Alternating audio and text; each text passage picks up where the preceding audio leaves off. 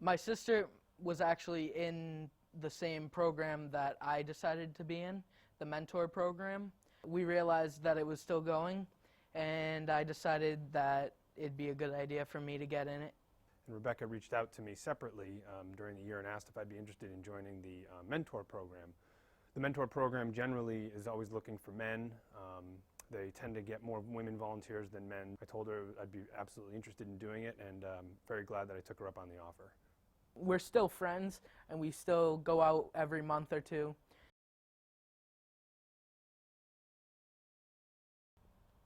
In some ways, I picture Mike almost somewhat as a figure like Bobby. It somewhat helps to like close that gap a little bit, but I mean, people say it gets easier. It doesn't get easier so much as you learn to control it more. I think we've all gone through some part of our life where we've experienced loss, but I certainly have not experienced loss like that. To a brother, a father figure, and most importantly, a friend. Everything that Adam does, I know that he does to make sure that not only that won't happen to anyone that's close to him because of the pain that he's felt, but he does it in an outreach sort of a way so that others that he doesn't even know hopefully won't be impacted by it either. I mean, I've benefited so much from knowing Adam. When we go out, I learn something. I didn't really expect that I would learn as much. First of all, I made a new friend. To hear him say that decisions that he's made in his life have been some way, shape, or form impacted by things that we've discussed or talked about. And even myself, I bounce a lot of ideas off him too, because it's important to know different perspectives. First of all, I was pleased to learn that Adam likes to sing, because I like to sing as well. So that was something, a fact that when I learned about him, I wanted to hear more. But I can assure you that we probably don't listen to the same type of music, which is fine. Which is fine.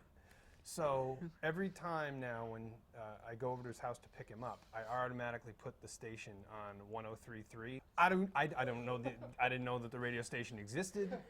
I don't listen to a lot of the music that's on that channel. But I got to tell you, sometimes when I'm driving somewhere and Adam's not in the car, I now put on like 103.3. Whenever he texts me, he always writes that all out, puts in the periods, puts in like all the spaces. He doesn't abbreviate anything.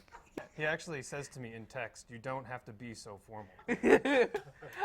One time I actually texted him, "You know you can abbreviate, right?" At the end, I wrote a postcard to him, and he wrote a letter. And in that letter, he had mentioned that he had like told me how he's very proud of me, and I've faced many problems and obstacles in life.